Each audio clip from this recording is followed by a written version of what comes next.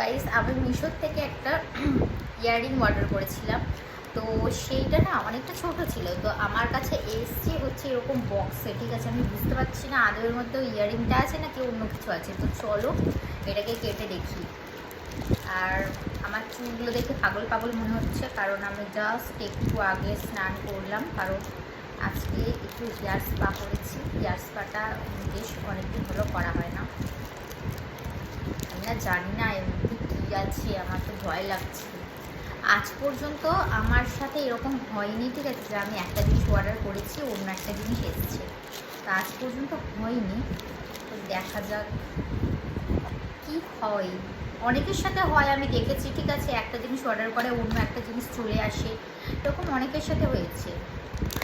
But কিন্তু এসছে হচ্ছে এই চুড়িটা।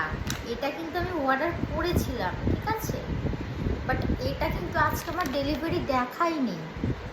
আর আমি তো পেমেন্টও করেছি, আমার যে ইয়াররিংটা ওইটার টাকাই তো পেমেন্ট করলাম। ব্যাপারটা কী হলো,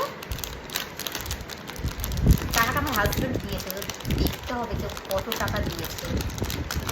তো এই চুড়িগুলো আমি অর্ডার করেছিলাম, বাট এটা মানে আজকে আসার কথা ছিল না, আজকে দেখাচ্ছিল ইয়াররিংটা আসবে, বাট এই চুড়িগুলো এসছে। যাই হোক, তো ভালোই এসছে, খুব একটা খারাপ আসেনি, দেখি হাতে হয়নি।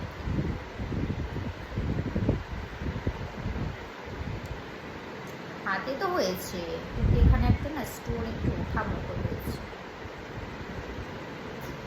কিন্তু আমার কাছে কথা হচ্ছে, তাহলে ওটা কেন আসলো না?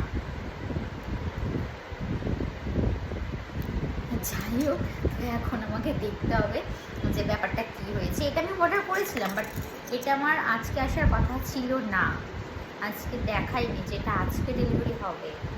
যাই হোক, চলো দেখা যাক।